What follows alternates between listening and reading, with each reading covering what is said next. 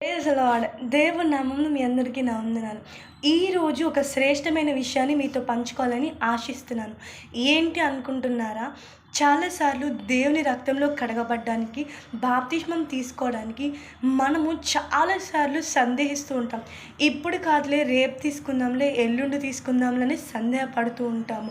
ఇంకా చాలా సమయం ఉంది కదా, ఇంకా చాలా వయసు ఉంది కదా, వయసు దాటాక తీసుకుంటానులే అని ఆలోచిస్తూ ఉంటాం కదా.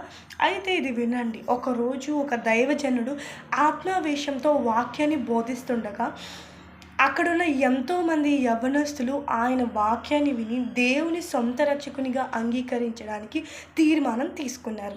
కానీ అక్కడున్న ఒక సినీ హీరోయిన్, ఒక సెలబ్రిటీ ఏమనుకున్నారంటే, తన పుస్తకంలో, తన డైరీలో ఈ విధంగా రాసుకున్నారు: నేను ఇదే సమయానికి వచ్చే సంవత్సరం నేను దేవుని నిజరక్షకునిగా అంగీకరిస్తానని ఆమె తన హృదయంలో అనుకొని డైరీలో రాసుకుంది.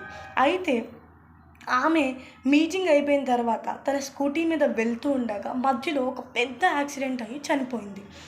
తన తీర్మానం ఏమైంది? తను ఎప్పుడు రక్షింపబడుతుంది?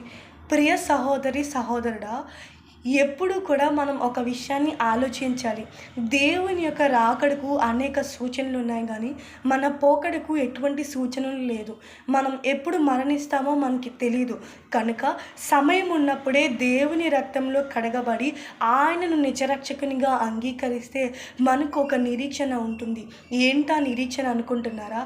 చనిపోయిన తర్వాత కూడా నేను నా దేవునితో కలిసి పరలోక రాజ్యంలో సంతోషించగలను అన్న నిరీక్షణ మనకు ఉంటుంది.